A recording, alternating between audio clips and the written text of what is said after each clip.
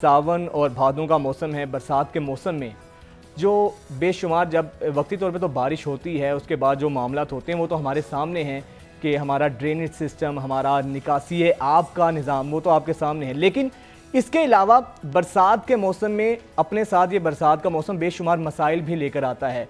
जब बारिश होती है तो नमी आ जाती है। नमी के बाद होता ये है कि आपकी जो होम अप्लाइंसेस हैं वो ख़राब होना शुरू हो जाती हैं, आपके खाने ख़राब हो जाते हैं, खानों में नमी आ जाती है, उसके बाद फिर फंगस लग जाती है, फिर आपके इवन के फ्रीज़र में भी अगर आपने खाने रखे होते हैं तो वो भी ख़राब हो जाते हैं। अब इन तमाम तर हालात पर किस तरीके से आप अपने घर को ठीक रख सकते हैं, वो क्या टोटके हैं कि आपकी जो होम अप्लाइंसेस हैं वो भी ख़राब ना हो और आपके खाने भी महफूज रहें। तो ये जो सेगमेंट है, जो हमारी जो व्यूवर्स हैं, हमारी घरेलू ख़वातीन हैं जो हमें देख रही हैं, उनके लिए नहायत अहमियत का हामिल है कि इस मौसम में किस तरीके से आप इन चीज़ों से बच सकते हैं। इसी पर बात करने के लिए इरम नईम साहिबा जो कि माहिर अमूर खानादारी हैं, वो हमारे साथ स्टूडियो में मौजूद हैं। बहुत शुक्रिया इरम साहिबा, कैसी हैं, खैरियत से हैं? जी अल्लाह का शुक्र, ठीक ठाक। अच्छा, मुझे ये बताएं कि आजकल जो बरसात का मौसम है जी और फिर उसके अलावा कपड़े ख़राब हो जाते हैं, उसके अलावा फिर आपकी होम अप्लाइंसेस हैं वो डैमेज होती हैं, खाने ख़राब हो जाते हैं, क्या ऐसा टोटका अपनाया जाए कि इन चीज़ों से जान छूटे? जो हमारी ख़वातीन देख रही हैं उनको कम से कम इनसे निजात मिल सके।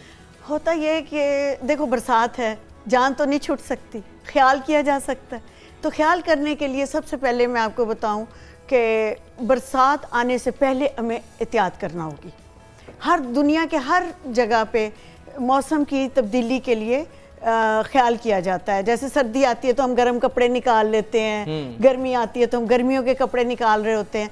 तो इसी तरह बरसात आने से पहले हमें अपनी किचन कैबिनेट्स को ठीक करना होगा।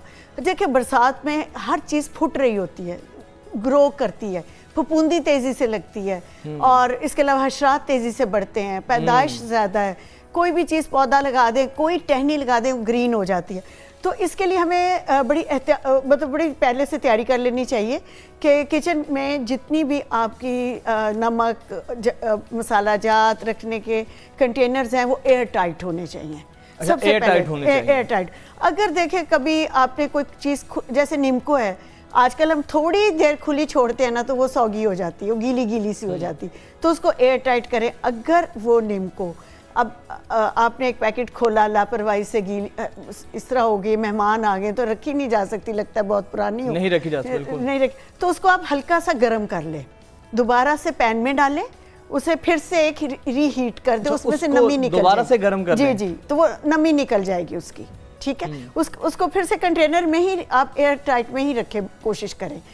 थोड़ी देर माइक्रो कर लें, 1 सेकंड के लिए, 2 सेकंड के लिए, तब भी वो ठीक हो जाती है। इसी तरह हमारे नट्स हैं, वो कितनी इस तरह से सौगी हो जाते हैं, उनको हम इसी तरह दोबारा से रीहीट करके या माइक्रो में रख के फिर से क्रिस्प कर सकते हैं। और उसके बाद जब मसाला जात की बारी आती है, गरम मसाले को अगर आप देखें कि वो इकट्ठा हो रहा है, जैसे नमी पानी आ गया उसमें, हल्का हल्का इकट्ठा होना शुरू हुआ, तो उसको भी हम किसी पैन में डाल के गरम कर सकते हैं। तो वो गरम कर लें, वैसे भी मज़े का हो जाता है गरम मसाला जो है, और उसके बाद वो फिर से ताज़ा हो जाएगा। अच्छा, ये तो बिल्कुल आपने जो बताया, लेकिन एक और चीज़ हम देखते हैं कि घरों में दीमक लगना भी शुरू हो जाती है। जी एग्जैक्टली। तो इस वेदर में बहुत ज़्यादा दीमक, इवन कि मेरी पूरी जो कबर्ड है वो भी दीमक से भरी हुई है। एग्जैक्टली। तो इसका क्या हल निकाला जाए? दीमक के लिए तो बहुत कोशिश कर लें तो पेट्रोल और केरोसिन ही काम करते हैं, आप वो लगाएं। लेकिन इसके लिए प्रिकॉशन जो है वो क्या है, वो आपने पहले से ही ख्याल रखना है, आपकी अलमारी की तरफ कहीं से नमी ना आए, ठीक है। और कहीं भी कमरे में हमारे, अच्छा हम क्या करते हैं, एसी चल रहा है ना, चले गए हैं, खिड़कियां दरवाजे बंद कर गए कि ठंडक अंदर ही रहे। वो ठंडक नहीं होती, वो नमी होती है जो हमारी दीवारों में जाती है, हमारी लकड़ी में घुसती है। और देखिए आजकल बरसात में आप अपने ड्रॉर खोलें तो अक्सर ड्रॉर सख्त हो जाते हैं, फूल जाते हैं, तो वो नमी की वजह से होते हैं, उनमें नमी जाती है, लकड़ी हमेशा फूलती है जो अच्छी लकड़ी होती है। तो उसके लिए वाकई में ये होता है कि अक्सर हम जब एसी चल रहा होता है, रूम का दरवाजा बंद करते हैं, वो बंद नहीं होता, वो फूल जाता है, मतलब वो अड़ जाता है, अड़ जाता है ना। देखिए मैं आपको ये बता रही हूँ, उसमें नमी आ रही। अब आपने दरवाजे खिड़कियाँ खुली छोड़े और हवा को एक दफ़ा गुजरने दे, पंखा चला दें, ताकि जो कमरे में नमी थी, जो एसी की नमी थी, वो ताकि बाहर निकल लेकिन जाए। इतना सिर्फ हब्स का मौसम हाँ है, जी। अगर दरवाजे खोलेंगे फिर एसी की कूलिंग देखिए, जाती है, आपने, नमी को निकाले तो फिर बारिशों से- पसीना आ जाता है। देखो, बारिशों से मोहब्बत करनी है तो फिर तो ये करना पड़ेगा। हमारे यहाँ आप देखिए पंजाब में क्या होता है, इधर से बादल आता है, उधर से पकौड़े और जलेबियाँ और इनकी तैयारी शुरू हो जाती है। रास्ते में आप देखिए बारिश के पानी में ये जो लोग मोटरसाइकिल पे जाते हैं, इनके लिए इनके जूते गीले होते हैं। बहुत मतलब सबसे मेन चीज़ जो होती है हमारे जूते, जब हम कहीं ऑफिस चले जाते हैं तो आपको 2 जूते रखने पड़ेंगे, एक ऑफिस में, एक रास्ते के। वो जो गंदा पानी है जरासीम, इसमें बैक्टीरिया डेवलप करते हैं इस मौसम में बहुत तेज़ी से। पेट खराब, हैजे के बारे में, डायरिया कितना हो जाता है। अच्छा, अब कोविड के बाद से लोगों ने इन चीज़ों को डिफरेंट तरीके से लेना शुरू कर लिया।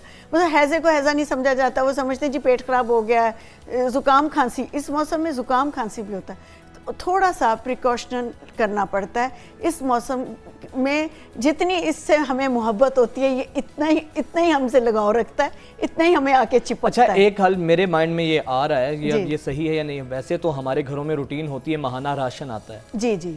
अब हब्स का वेदर है, जिस तरह बेशुमार चीज़ें हम राशन में आती हैं, जी जी, तो राशन ज़्यादा होता है, फिर उसके बाद आपने बताया कि चीज़ें फूल जाती हैं बड़ी बड़ी नमी के बायस। तो राशन कम कर दें, डेली बेस पे चीज़ें लाना शुरू कर दें, ये भी हल उसका हो सकता है? नहीं नहीं, ये ऐसा तो देखिए, अब आम हमारे जो रूटीन के काम हैं वो तो नहीं हम ख़त्म कर सकते ना, एहतियात कर सकते। बिस्किट्स हम मत खोलें, पैकिंग में बंद रहने दें।